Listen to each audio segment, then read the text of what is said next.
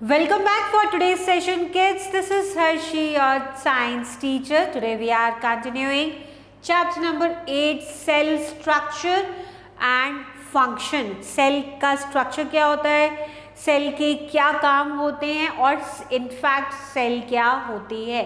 So warm-up exercise, you have already studied about living and non-living things. We all know living things क्या होते हैं, non-living things क्या होते हैं, and you have learned that living things do certain function. Living things की क्या qualities होती हैं? They reproduce, they can walk from one place to another, they eat, they grow. So these are some characteristics of living organisms और यही आपको यहाँ लिखना है.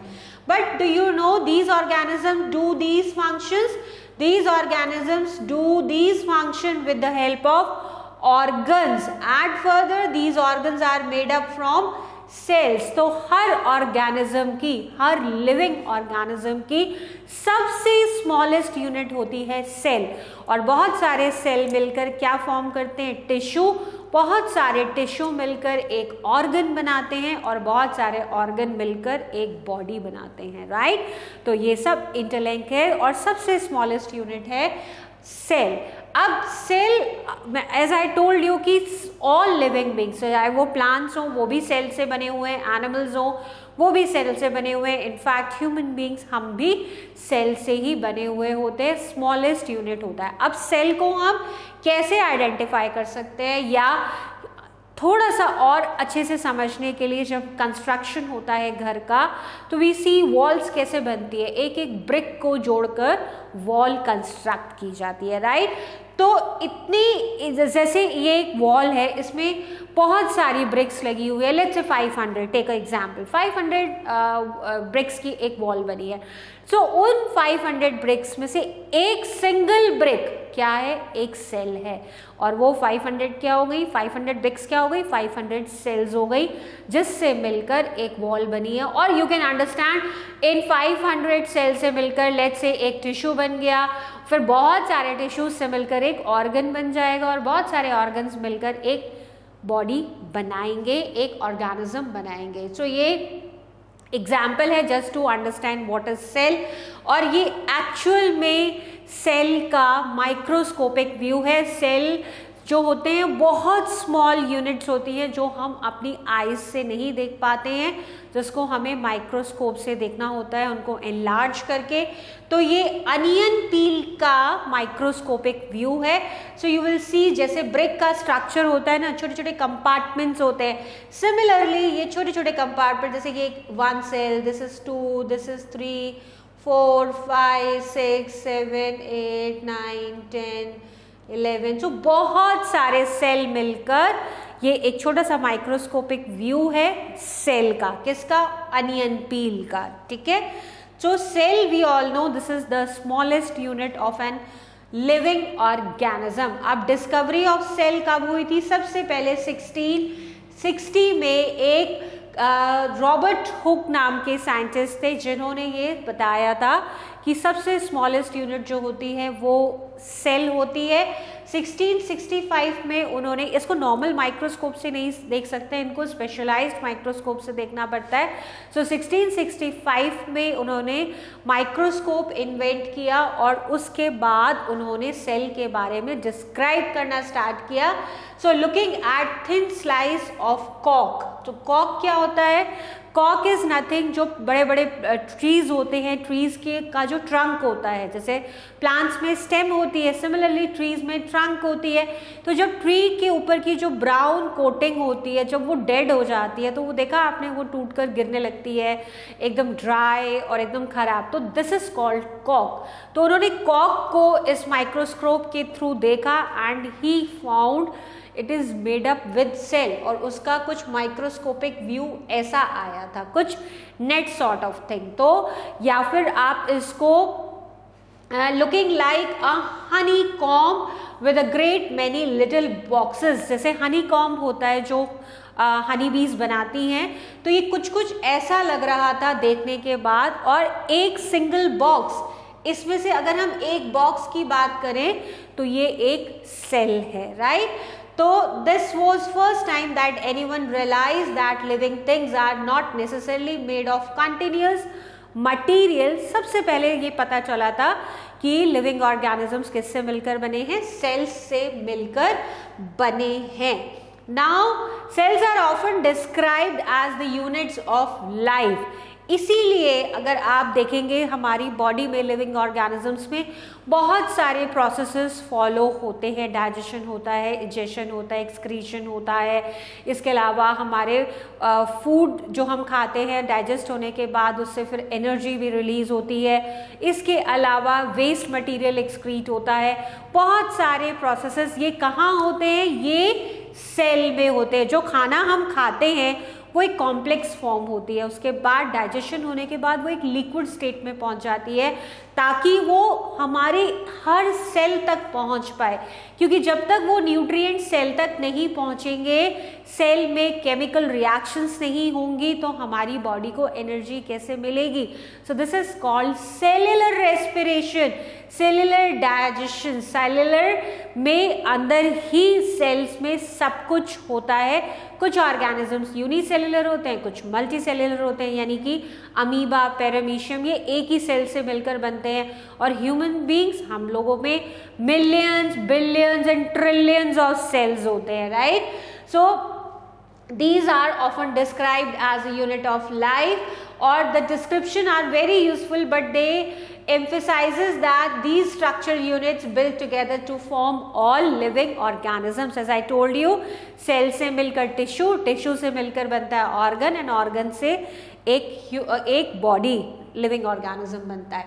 अच्छा, सब चीज़ें सेल्स, वैसे प्लांट सेल में कुछ डिफरेंट होता है, एनिमल सेल में कुछ डिफरेंस होता है, लेकिन कुछ बेसिक चीज़ें होती है जो सभी में सेम होती है। जैसे सेल मेम्ब्रेन, सेल मेम्ब्रेन एक प्रोटेक्शन के लिए होती है, सेल के ऊपर एक सेल मेम्ब्रेन होती है। इन सब चीज़ों को भी हम डिटेल में डिस्कस करेंगे। So just to have a rough idea कि सेल में क्या क्या प्रेजेंट होता है। सेल मेम्ब्रेन प्रेजेंट होती है, सेल मेम्ब्रेन के अंदर साइटोप्लाज्म प्रेजेंट होता है जो कि जेली लाइक सब्सटेंस होता है, और उसके अंदर बहुत सारी सेल्स में न्यूक्लियस प्रेजेंट होता है, किसी में न्यूक्लियस एब्सेंट होता है। तो सेल मेम्ब्रेन, साइटोप्लाज्म और कुछ और ये सब में कॉमन है। सेल मेम्ब्रेन सब में होगी, साइटोप्लाज्म सब में होगा। Now variety in cells, number, shape and sizes.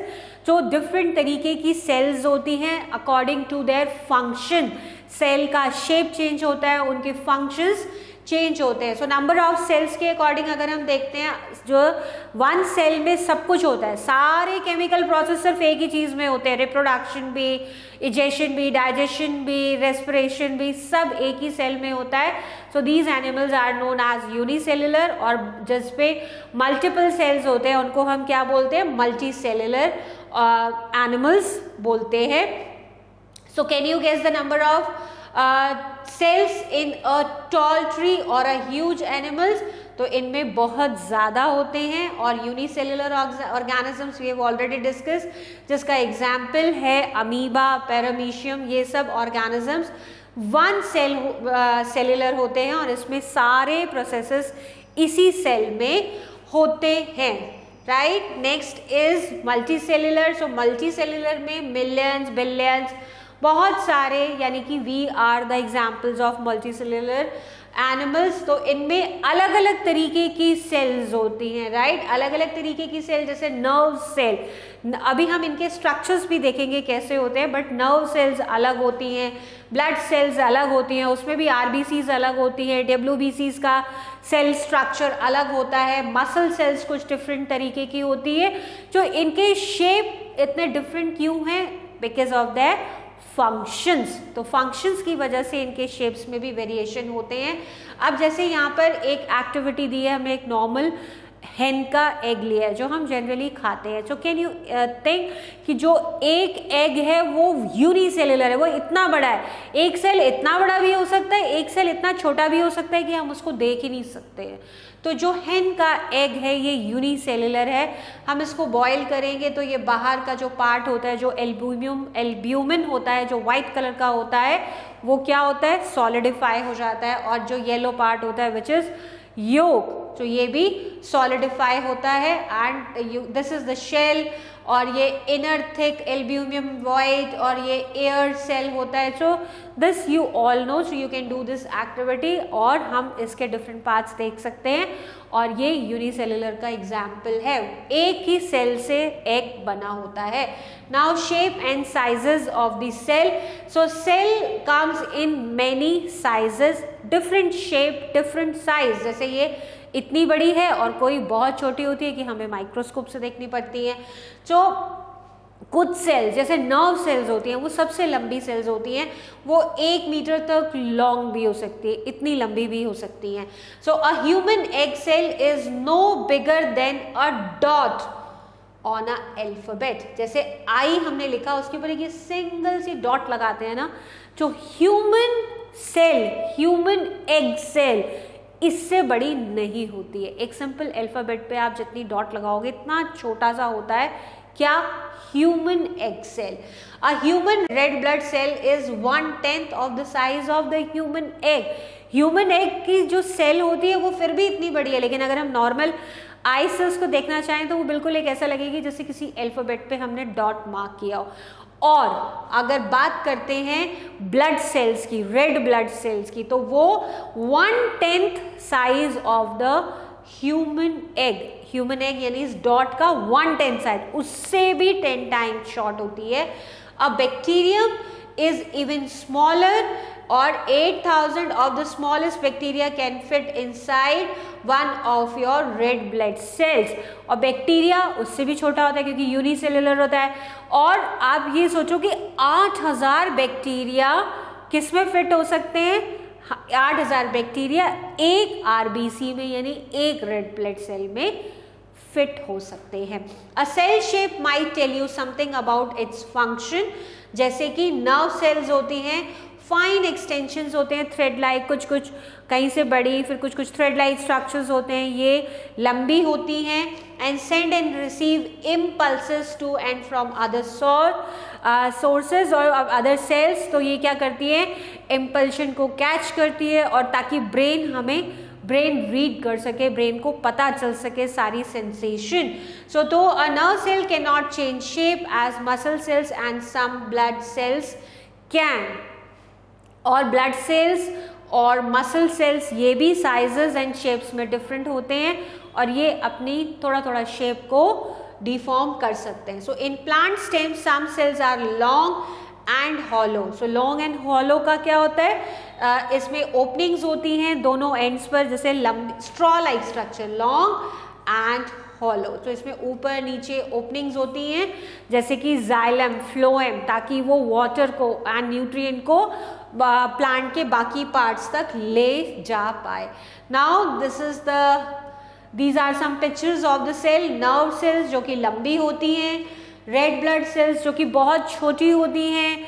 In fact हमारी जो एक सेल जो एक डॉट के बराबर होती है उसका भी 1/10 पार्ट होती है आरबीसीज. ये माइक्रोस्कोपिक व्यू है. नेक्स्ट इज मसल सेल, जो हमारी बॉडी में मसल्स होती है वो इस तरीके की होती हैं. In plant stem some cells are long and hollow and the same thing that it is repeated. तो वाटर एंड फूड को क्या करती है? प्लांट के डिफरेंट पार्ट्स तक लेकर जाती है. नाउ टाइप्स ऑफ सेल्स अब हम बात करेंगे. सो प्रोकैरियोटिक और यूकैरियोटिक दो तरीके के सेल्स होती हैं. प्रोकैरियोटिक सेल्स होती है जिसमें न्यूक्लियस एब्सेंट होता है. हमने पढ़ा कि सबसे बाहर सेल मेम्ब्रेन होती है, ये सब में होती है और उसके अंदर साइटोप्लाज्म फिल्ड होता है. बट साइटोप्लाज्म के अंदर न्यूक्लियस होता है. जिन सेल्स में न्यूक्लियस प्रेजेंट होता है वो यूकैरियोटिक सेल्स होती हैं. जिन सेल्स में न्यूक्लियस एब्सेंट होता है वो प्रोकैरियोटिक सेल्स होते हैं. सो प्रोकैरियोटिक एंड यूकैरियोटिक दो तरीके के सेल्स प्रेजेंट होते हैं. Now parts of the cell अब हम बात करेंगे. तो सबसे पहले है सेल वॉल. तो सेल वॉल प्रेजेंट होती है सिर्फ और सिर्फ प्लांट्स में, right? So it is just like a shop that is located inside the walls of a building. Some cells are enclosed in the cell wall. जैसे एक building बनती है, ब्रिक से उनकी वॉल्स बनाए गए, सब कुछ किया और उसके अंदर बनाकर उसमें एक शॉप बना दी गई, तो उसी तरीके से सेल वॉल होती है। सो सेल वॉल इस तरीके से, देखो ये स्ट्रक्चर होता है। Again it is a microscopic view. The cell of plants, algae, fungi and most bacteria are enclosed in the cell wall. So cell wall कैसी होती है? टफ होती है, रिजिड होती है, आउटर कवरिंग होती है, ताकि ये सेल को एक शेप दे पाए। अगर सॉफ्ट होगी तो सेल को एक शेप नहीं मिल पाएगी। तो ये सिर्फ सेल वॉल किन में प्रेजेंट होती है? प्लांट्स में प्रेजेंट होती है, एल्गेज में प्रेजेंट होती है और फंगाई और इन सब में प्रेजेंट होती है, और ये टफ होती है, हार्ड होती है, सो दैट सेल को एक स्ट्रक्चर मिल पाए। A plant cell wall mostly is made up of carbohydrate, जिसको हम सेल्यूलोज बोलते हैं, right. So cellulose is a type of carbohydrate, और ये सेल्यूलोज किस में मिलता है? हमें सिर्फ प्लांट्स में मिलता है। सेल्यूलोज इज इंपॉर्टेंट, ये टाइप ऑफ कार्बोहाइड्रेट होता है, और जो प्लांट सेल्स होती हैं वो सेल्यूलोज की बनी हुई होती हैं। The long thread like fibre of cellulose from thick mesh that allow water and dissolved material to pass through it। अब सेल्यूलोज कैसा होता है? ये लॉन्ग होता है, लंबे लंबे होते हैं, थ्रेड लाइक स्ट्रक्चर्स होते हैं। Fibres of cellulose, we all know fibres, हमने फाइबर वाले चैप्टर में पढ़ा था। फाइबर्स क्या होते हैं? फाइबर पॉलीमर्स और मोनोमर्स से मिलकर, डिफरेंट मोनोमर्स से मिलकर पॉलीमर्स बनते हैं, और फिर फाइबर, तो right, so polymer and monomer. तो फाइबर होते हैं किससे बने हुए? सेल्यूलोज के बने हुए, और जो वाटर एंड डिजॉल्व्ड मटेरियल को ही पास होने देते हैं।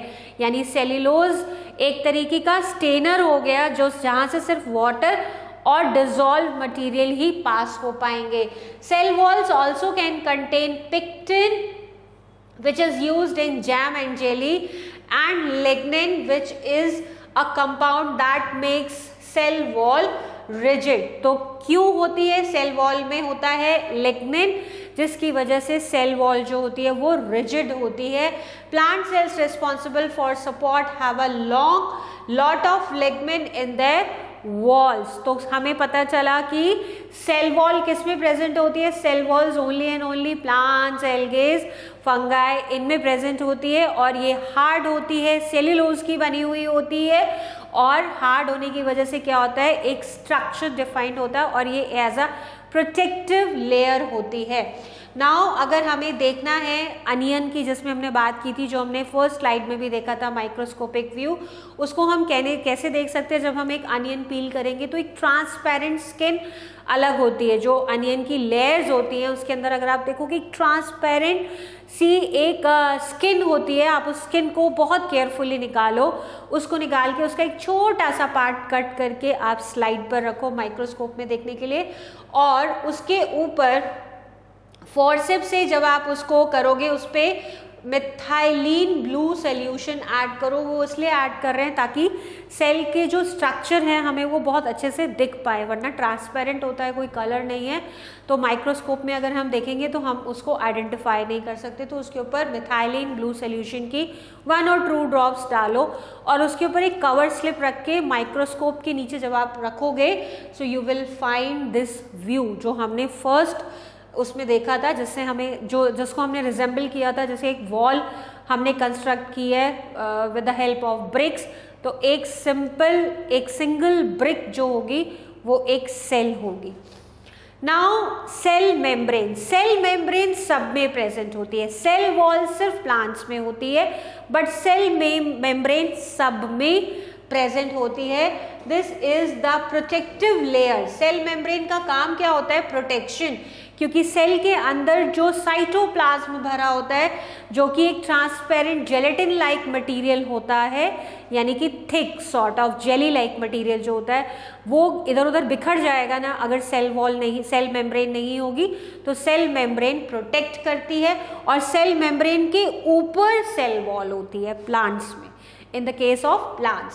So cell membrane, if the cells have walls, the cell membrane is inside them. Cell wall की बात करें यानी प्लांट्स की, और प्लांट्स की सेल वॉल के अंदर सेल मेम्ब्रेन होती है, और सेल मेम्ब्रेन के अंदर बाकी सारी चीजें सेल अंदर साइटोप्लाज्म होता है, वहीं पर न्यूक्लियस प्रेजेंट होता है, और बहुत सारी चीज़ें जैसे माइटोकॉन्ड्रिया, गोल्जी बॉडीज, ये सब साइटोप्लाज्म में ही प्रेजेंट होती हैं, राइट। तो डबल ये फैट लाइक मॉलिक्यूल से बनी, तो ये सेल मेम्ब्रेन का एक पिक्चर दिया हुआ है। Next is nucleus. सो अभी हमने बताया था प्रोकैरियोटिक एंड यूकैरियोटिक सेल्स के बारे में, जिनमें न्यूक्लियस प्रेजेंट होता है वो यूकैरियोटिक होती है, जिनमें न्यूक्लियस प्रेजेंट नहीं होता वो प्रोकैरियोटिक होती है। तो अब न्यूक्लियस का ये पिक्चर है। न्यूक्लियस में क्या होता है, ये न्यूक्लियर एनवेलप होता है, इसमें बहुत सारे पोर्स होते हैं। इन्हीं पोर्स, न्यूक्लियस क्या होता है बेसिकली, न्यूक्लियस के अंदर होता है जेनेटिक मटेरियल, डीएनए, आरएनए, ये सब कहाँ सेफ होता है, सेल में, न्यूक्लियस में, सेल के अंदर न्यूक्लियस में। तो ये बाहर निकलता है या कोई चीज़ अगर अंदर जानी होती है, उसके जाने का रास्ता होता है ये पोर, न्यूक्लियर पोर। सो न्यूक्लियर पोर से ही इन एंड आउट का प्रोसेस होता है। अब न्यूक्लियस के अंदर एक और चीज होती है विच इज कॉल्ड न्यूक्लियोल्स। न्यूक्लियोल्स के अंदर आरएनए होता है which is ribose nucleic acid, और डीएनए जो होता है यहाँ पर न्यूक्लियोप्लाज्म फिल्ड होता है। न्यूक्लियस के अंदर न्यूक्लियोप्लाज्म फिल्ड होता है, जिसमें ये थ्रेड लाइक स्ट्रक्चर्स होते हैं जिनको हम क्रोमेटिन बोलते हैं, या क्रोमोसोम्स, या डीएनए, राइट। तो डीएनए प्रेजेंट होता है न्यूक्लियोप्लाज्म में और आरएनए प्रेजेंट होता है न्यूक्लियोल्स में, राइट। सो डीएनए और आरएनए, इन दोनों को कलेक्टिवली हम क्या बोलते हैं, जेनेटिक मटेरियल बोलते हैं। और ये कहाँ प्रेजेंट होते हैं, डीएनए और आरएनए न्यूक्लियस में प्रेजेंट होते हैं। और जो प्रोकैरियोटिक सेल्स होती हैं जिसमें नहीं होता, उसमें बीच में ही ये ऐसे ही साइटोप्लाज्म में ही होते हैं, right. So the nucleus is like a daily manager who directs the stores daily operations and passes on information to the employees. तो बहुत बार हमने देखा होगा कि हम अपने पेरेंट्स के साथ बहुत सिमिलर हैं, हमारी हाइट, हमारा कॉम्प्लेक्शन, हमारा बॉडी बिल्ड, हमारी आईज, तो बहुत सारी चीज़ें हम हमारे पेरेंट्स से रिजेंबल करती हैं। वो क्यों करती हैं, क्योंकि वो इंफॉर्मेशन जो पेरेंट सेल में थी, यानी कि जो डीएनए में था, वो जीन्स की फॉर्म में क्या होता है, ऑफस्प्रिंग्स में आता है, यानी बेबीज में ट्रांसफर होता है। तो ये इंफॉर्मेशन पेरेंट सेल से डॉटर सेल में ट्रांसफर होती है with the help of DNA and RNA. The nucleus directs all the cell activities and it is separated from the cytoplasm by a membrane. अब सबसे ऊपर क्या होगा, सेल मेम्ब्रेन होगी, सेल मेम्ब्रेन के अंदर साइटोप्लाज्म होगा। सबसे सेल में सबसे बाहर सेल मेम्ब्रेन होगी, उसके अंदर साइटोप्लाज्म फिल होगा, और साइटोप्लाज्म के अंदर न्यूक्लियस होगा। न्यूक्लियस और साइटोप्लाज्म, यानी जो न्यूक्लियस के अंदर जो मटेरियल फिल्ड होता है, जिसको हम न्यूक्लियोप्लाज्म, सेल में साइटोप्लाज्म फिल्ड होता है और न्यूक्लियस में न्यूक्लियोप्लाज्म फिल होता है। साइटोप्लाज्म और न्यूक्लियोप्लाज्म सेपरेट कैसे होते हैं, एक न्यूक्लियर मेम्ब्रेन से, उसको हम न्यूक्लियर मेम्ब्रेन बोलते हैं। न्यूक्लियर मेम्ब्रेन साइटोप्लाज्म और न्यूक्लियोप्लाज्म को सेपरेट करती है। Materials enter and leave the nucleus through openings in the membrane, और इसी मेम्ब्रेन में ये न्यूक्लियर पोर होते हैं, जिससे डीएनए और आरएनए यानी इन एंड आउट का प्रोसेस चलता रहता है। So these instructions are found on the long thread like hereditary material, जिसको हम डीएनए बोलते हैं। इसकी फॉर्म होती है डीऑक्सीराइबोज न्यूक्लिक एसिड, और ये जो थ्रेड लाइक स्ट्रक्चर्स होते हैं इनको हम क्रोमोसोम्स बोलते हैं, जब ये प्रोटीन के साथ पैक हो जाते हैं। अभी हम प्रोटीन भी पढ़ेंगे क्योंकि नाम ही इसका डीएनए है, which is deoxyribose nucleic acid. Ribose protein के साथ जब ये टाई अप होते हैं तो ये क्या बन जाते हैं, क्रोमोसोम्स। अदरवाइज वो डीएनए है, थ्रेड लाइक स्ट्रक्चर है, बट क्रोमोसोम्स होता है जब प्रोटीन के साथ बाइंड होते हैं। A structure called nucleolus also present in the nucleus, right. Nucleolus होता है, न्यूक्लियोल्स के अंदर ही डीएनए प्रेजेंट होते हैं। Now next part of a cell which is cytoplasm. Cytoplasm हर सेल में होता है। Cells are filled with the gelatin like substance which is called cytoplasm, और सेल मेम्ब्रेन के अंदर साइटोप्लाज्म होता है, साइटोप्लाज्म के अंदर न्यूक्लियस होता है। यूकैरियोटिक सेल्स में, प्रोकैरियोटिक सेल्स में एब्सेंट होता है. So through out the cytoplasm it is a framework called cytoskeleton. जैसे हमारी बॉडी में जो बोन्स होती हैं वो एक फ्रेमवर्क बनाती है, बोन्स का एक स्ट्रक्चर जिसको हम स्केलेटन बोलते हैं. उसी तरीके से साइटोप्लाज्म में जो सेल होती है वो एक फ्रेमवर्क की तरह वर्क करती हैं, विच इज कॉल्ड साइटोस्केलेटन, यानी सेल का skeleton. So which helps the cell to maintain और चेंज इट्स शेप. और ये भी स्केलेटन किसके लिए रिस्पॉन्सिबल होता है? शेप के लिए, बॉडी के स्ट्रक्चर के लिए. तो सिमिलरली साइटोप्लाज्म रिस्पॉन्सिबल है सेल की शेप के लिए. और अभी हमने देखा था कि सेल के different different sizes and shapes होते हैं. So cytoskeletons enable some cells to move like an amoeba for example move by pseudopodia. Amoeba में भी क्या होता है? फॉल्स फीट होते हैं, सूडोपोडिया होते हैं. ये कहीं से भी इलोंगेट हो जाता है स्ट्रेच करके. तो क्योंकि यूनिसेलुलर ऑर्गेनिज्म है, एक ही सेल में सब कुछ होगा, सो सूडोपोडिया की हेल्प से ये चेंज होता है. अब अगर ये सेल बहुत हार्ड होती है, इनके अंदर साइटोप्लाज्म फिल्ड नहीं होता, सो डू यू थिंक कि ये इतनी फ्लेक्सिबिलिटी से मूव कर पाती? नहीं कर पाती. और ये फ्लेक्सिबिलिटी आती है साइटोप्लाज्म से. So cytoskeleton is made up of thin hollow tubes of proteins and thin solid protein fibers. So proteins are organic molecules made up of amino acid. So हमें पता है प्रोटीन किससे बनता है? अमीनो एसिड से बनता है. सो या उसको अगर प्रोटीन को हम ब्रेक डाउन करेंगे तो वो किस में हो जाएगा? ब्रेक हो जाएगा, अमीनो एसिड्स में हो जाएगा. तो थिन ट्यूब्स लाइक स्ट्रक्चर होते हैं. अब cytoskeleton a network of fibre in the cytoplasm gives cell structure and help them to maintain their shapes. और यहाँ पर बहुत सारे ऑर्गेनल्स होते हैं. साइटोप्लाज्म में बहुत सारे ऑर्गेनल्स होते हैं. जैसे ये साइटोप्लाज्म का एग्जाम्पल, ये पूरा जेली लाइक सब्सटेंस जो है ये साइटोप्लाज्म है. इसके बाहर ये सेल मेम्ब्रेन है और यहाँ ये न्यूक्लियस है. तो अब हम साइटोप्लाज्म से में बहुत सारे ऑर्गेनल्स होते हैं. माइटोकॉन्ड्रिया प्रेजेंट होता है जिसको कि पावर हाउस बोला जाता है. गोल्जी बॉडीज होती हैं और भी बहुत सारी चीज़ें होती हैं. That we will study in here only. So some organelles process energy or some manufacture substances needed by the cell, or most organelles are surrounded by membrane. और सबसे लार्जेस्ट ऑर्गेनल होता है वो होता है न्यूक्लियस. न्यूक्लियस जो है cell का सबसे लार्जेस्ट ऑर्गेनल है. So this is about cytoplasm. इनके बारे में हम बहुत ज़्यादा और भी बहुत कुछ पढ़ेंगे बट इन द 9th और 10th standard. So energy processing organelles जो होते हैं, एनर्जी प्रोसेसिंग. सो एनर्जी कहाँ हमें मिलती है? हमने खाना डाइजेस्ट किया, खाना जब डाइजेशन हो गया उसका वो कन्वर्ट हो गया, ब्लड में एब्जॉर्ब हो गया, एसिमिलेट हो गया.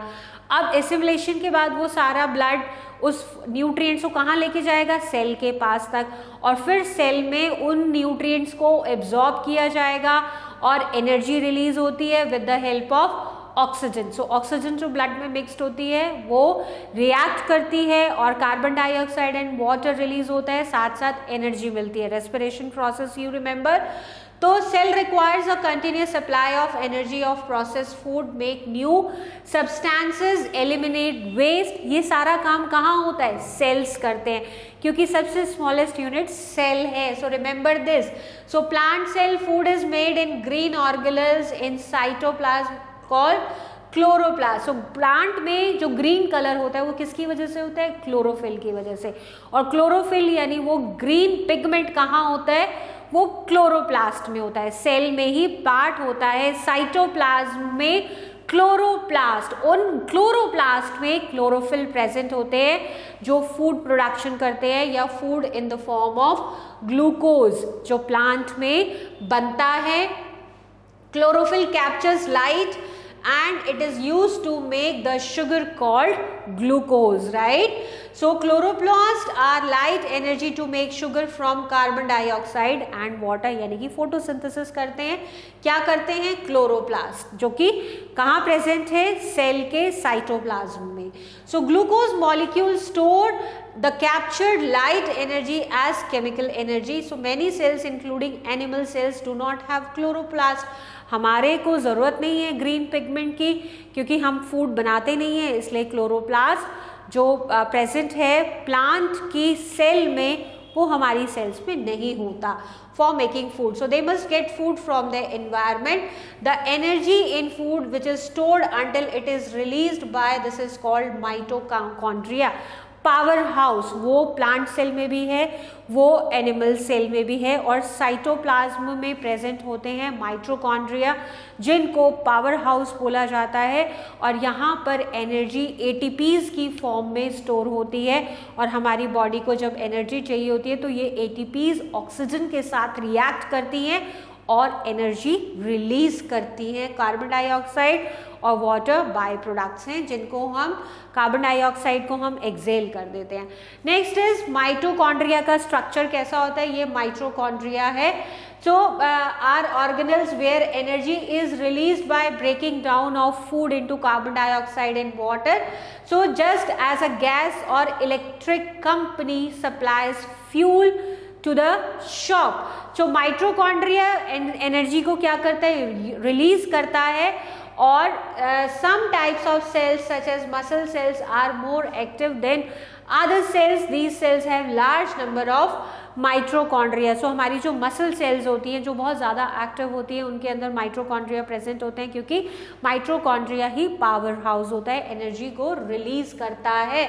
इसको power house of the cell कहते हैं. तो इसमें इनर मेम्ब्रेन और आउटर मेम्ब्रेन, ये इनर मेम्ब्रेन है, ये आउटर मेम्ब्रेन है, और बीच बीच में जो ये आपको दिख रही है structure, this is called cristae, right. तो ये माइटोकॉन्ड्रिया जो कहाँ प्रेजेंट होता है, सेल में, कहाँ पर, साइटोप्लाज्म में. Next is processing, transporting and storing organelle. Store करना, फूड जो स्टोर होता है प्लांट्स के केस में वो कहाँ होता है. सो एंडोप्लाज्मिक रेटिकुलम, एंडोप्लाज्मिक रेटिकुलम भी एक ऑर्गेनल है जो साइटोप्लाज्म में प्रेजेंट होता है. सो इसको शॉर्ट फॉर्म में ER बोलते हैं. ER extends from nucleus to the cell membrane. ये न्यूक्लियस से कनेक्ट होकर सेल मेम्ब्रेन तक जाता है. सो ये एंडोप्लाज्मिक रेटिकुलम का माइक्रोस्कोपिक पिक्चर है. सीरीज ऑफ फोल्डेड मेम्ब्रेन्स, इसमें ये क्या है, ये आप देख रहे हो, ये फोल्डेड मेम्ब्रेन्स है. बहुत सारी फोल्डेड मेम्ब्रेन्स होती हैं. इसमें से कुछ होती हैं रफ एंडोप्लाज्मिक मेम्ब्रेन, कुछ होती हैं स्मूथ एंडोप्लाज्मिक मेम्ब्रेन. सो जिन मेम्ब्रेन में, जिन एंडोक्राइन मेम्ब्रेन में राइबोसोम्स प्रोटीन अटैच होते हैं, ये ग्रे कलर का स्ट्रक्चर है, ब्लू ब्लू ग्रे, इसके ऊपर ये डॉट लाइक स्ट्रक्चर जो आप देख रहे हो, these are protein, ribosome protein. जिन रेटिकुलम के साथ राइबोसोम प्रोटीन अटैच होता है उनको हम रफ सेल्स बोलते हैं, और जिनके साथ अटैच नहीं होता है उनको स्मूथ एंडोप्लाज्मिक रेटिकुलम बोला जाता है. Rough and smooth endoplasmic reticulum, right. तो इसका काम होता है प्रोटीन फॉर्म करना, राइबोसोम प्रोटीन. सो जब भी न्यूक्लियस डिमांड करता है कि क्योंकि उसको DNA इन्फॉर्मेशन देनी होती है, तो वो क्या होता है, बेसिकली डीऑक्सीराइबोस न्यूक्लिक एसिड, तो ये राइबोस से प्रोटीन की डिमांड करता है और फिर एंडोप्लाज्मिक रेटिकुलम उसको फॉर्म करता है. नेक्स्ट ऑर्गेनल जो होता है वो होता है गोल्जी बॉडीज. ये भी साइटोप्लाज्म में प्रेजेंट होती है. ये गोल्जी एपरेटस का व्यू है. सो गोल्जी बॉडीज जो होती है ये फ्लैटेंड मेम्ब्रेन का क्या होता है, स्टैक्ड होती है, एक के ऊपर एक लेयर की फॉर्म में स्टैक बना देती है. इस तरीके से होती हैं. कहाँ होती है, साइटोप्लाज्म में होती हैं. और ये क्या करती है, जो प्रोटीन यहाँ बना, किसने बनाया, एंडोप्लाज्मिक रेटिकुलम ने जो प्रोटीन बनाया राइबोज, उसको क्या करते हैं, उसको और मॉडिफाई किया जाता है. जैसे एक रॉ मटेरियल होता है, फैक्ट्री में रॉ मटेरियल बनता है, उसके बाद फिर वो पैकिंग के लिए जाता है, पैक होके एक फाइन प्रोडक्ट हमें मिलता है. सिमिलरली यही काम गोल्जी बॉडीज का होता है, जिसको वेसिकल्स के थ्रू किया जाता है, और ये जो प्रोटीन बना है इसको पैक करती है और फिर इसको न्यूक्लियस को ट्रांसपोर्ट कर देती है. Next is recycling organelles. Recycling organelles क्या होते हैं, active cells break down and recycle substances. Organelle calls lysosomes. Li contain digestive chemicals that help in break down food molecules. जो फूड के मॉलिक्यूल्स होते हैं उनको ब्रेक डाउन कौन करते हैं, लाइसोसोम्स करते हैं. And cell waste and worn out cell parts, तो उनको ब्रेक डाउन करने का काम होता है लाइसोसोम्स का। And in a healthy cell chemicals are released into vacuoles only when needed. So lysosomes का ये एक मेम्ब्रेन होती है, lysosomes membrane prevent the digestive chemicals inside from leaking into cytoplasm. So एक मेम्ब्रेन होती है लाइसोसोम जो डाइजेस्टिव जूसेस जो होते हैं उनको साइटोप्लाज्म में लीक होने से बचाती है, right. Now this is the comparison of plant and animal cell. Plant और animal cell में क्या होता है, जैसे ये है, ये आपका न्यूक्लियस है। So this is the cell wall और सेल, यहाँ पर देखो सेल वॉल भी है और प्लाज्मा मेम्ब्रेन और सेल मेम्ब्रेन दोनों हैं। और दोनों किस में प्रेजेंट होती हैं, दोनों प्रेजेंट होती हैं प्लांट में, राइट, प्लांट की सेल में। और बाकी ऑर्गेनिजम्स में सिर्फ और सिर्फ सेल मेम्ब्रेन या प्लाज्मा मेम्ब्रेन ही होती है। तो ये नॉर्मल ह्यूमंस का या हम लोगों का या एनिमल्स का सेल है और ये प्लांट का सेल है, क्योंकि इसमें सेल वॉल भी है और प्लाज्मा मेम्ब्रेन भी है। तो सेल वॉल हार्ड होती है इसलिए बाहर होती है, सेल वॉल के अंदर प्लाज्मा मेम्ब्रेन और सेल वॉल सेल मेम्ब्रेन जिसको हम बोलते हैं वो होती है। और यहाँ पर सिर्फ और सिर्फ सेल मेम्ब्रेन है। इसके अलावा अगर आप देखो तो यहाँ पर न्यूक्लियस है, दिस इज द न्यूक्लियस, और न्यूक्लियस यहाँ पर भी प्रेजेंट है, ये न्यूक्लियस है। न्यूक्लियस के बाद गोल्जी बॉडी सेपरेटस है, यहाँ पर भी गोल्जी बॉडी एपरेटस दोनों में प्रेजेंट है। इसके अलावा माइटोकॉन्ड्रिया प्रेजेंट है जो कि पावर हाउस है, और यहाँ पर भी माइटोकॉन्ड्रिया प्रेजेंट है। ये सब कॉमन है, बट क्लोरोप्लास्ट इसमें एक्स्ट्रा होता है क्योंकि ये प्लांट सेल है और इसमें ग्रीन पिगमेंट होता है जो कि फूड सिंथेसाइज करता है। क्लोरोप्लास्ट आपको यहाँ नहीं मिलेगा। इसके अलावा राइबोसोम्स होते हैं और राइबोसोम्स यहाँ भी होते हैं, दोनों होते हैं। एंडोप्लाज्मिक रेटिकुलम यहाँ है, एंडोप्लाज्मिक रेटिकुलम भी यहाँ प्रेजेंट है। सो ये सब सेम होता है, only difference is cell wall and chloroplast. And यहाँ पर होते हैं सेंट्रियोल्स, यहाँ होते हैं vacuole. So these are the difference between plant and animal cell, right? So this is given in the table form जिसमें आपको ये plant cell है, animal cell है। तो यहाँ पर देखो animal cell में cell wall absent होगी। इसके अलावा अगर आप देखो तो प्लास्टिसाइड्स जो कि animal cell में एब्सेंट हैं और वो प्लांट सेल में होते हैं। अभी हम इनके फंक्शंस भी पढ़ेंगे, प्लास्टिसाइड्स क्या होती है। इसके अलावा सेंट्रोसोम जो कि प्लांट सेल में एब्सेंट होता है बट एनिमल सेल में प्रेजेंट होता है। तो ये कुछ डिफरेंसेस हैं, you can go through this table, you will identify. Now we have the new words and summary. So cell, magnified, unicellular, multicellular, cell membrane, chromosome, cytoplasm, these all things we have done in the chapter. And the points, let's revise the points. Organs that are made up of still smaller parts and smallest living part, this is called cell. सबसे छोटा part होता है। Outer covering को हम क्या बोलते हैं, cell membrane बोलते हैं। Cell can be classified prokaryotic and eukaryotic. Each cell in your body has specific function और उन्हीं फंक्शंस के बेसिस पर इनका डिफरेंट शेप एंड साइजेस होते हैं। And in many celled organisms several system work together to perform life functions. सारे functions जो होते हैं वो कहाँ होते हैं, वो cells में होते हैं। Plant cell different from animal cell in having a additional layer around the cell membrane termed as cell wall जो कि plants में अलग होता है। Colored bodies called plasticides are found in plant cells only and green plasticides containing chlorophyll are called chloroplast. तो chloroplast को हम प्लास्टिसाइड्स बोलते हैं जो कि प्लांट सेल में प्रेजेंट है, और वो क्लोरोप्लास्ट किसके लिए, फूड सिंथेसिस के लिए रिस्पॉन्सिबल होते हैं। So children, let's do the exercises. First exercises is take the correct option. First statement is the basic structural and functional unit of all living thing, it is of course a cell. Which of the following is not an accurate description of chromosome? जो accurate नहीं है. So it is colored body localized in the nucleus, which is correct.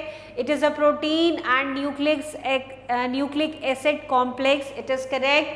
So जो option गलत है वो ये है, in eukaryotes it is composed of many DNA molecules attached to end to end. This is false. Next is the rough endoplasmic reticulum. Rough endoplasmic reticulum क्या होता है? In a intracellular double membrane system to which ribosomes are attach. So rough endoplastic reticulum में ribosomes क्या होते हैं? Proteins होते हैं जो अटैच होते हैं. In the cell chromosomes are present in nucleus. Chromosome कहाँ है? न्यूक्लियस में, क्योंकि ये एक जेनेटिक मटेरियल है. The longest cell formed in the human body and the correct answer is nerve cell. ये 1 मीटर तक लंबी हो सकती है. The cell wall is made up of, it is a cell wall कहाँ मिलता है? प्लांट्स में मिलता है. And it is made up with cellulose. And the 7th one, which part of the cell controls the activities inside the cell? So this is called nucleus. So nucleus जो है cell की activities को control करता है. Now move to the next question, which is fill in the blanks. So children, next question is fill in the blank. First fill up. Basic structural unit of living organisms are cells. Next is animal cell is bounded by a cell membrane और cell wall present होती है plants में. Outer layer is plant is called the cell wall. Power house of the cell which is mitochondria and chloroplast contain green pigment which helps plants to make food. Next is write the true and false for the given statement. Some living organisms are made up of one cell only. These are called unicellular. So this is true. Next is prokaryotic cells are with membrane bound structure. So this is false. Animal cell wall is mostly made up of cellulose, which is false because cellulose किससे बनता है? Cellulose से मिलकर cell wall बनती है जो कि plants में होती है. Organelles are present in cytoplasm. Yes, these are true. This statement is true. Next is the endoplasmic reticulum is a complex series of membrane in the cytoplasm of the cell. So this statement is again true, right children? So children, that's it for this chapter. We will meet in the next class. Till then, bye and take very good care of yourselves. Bye.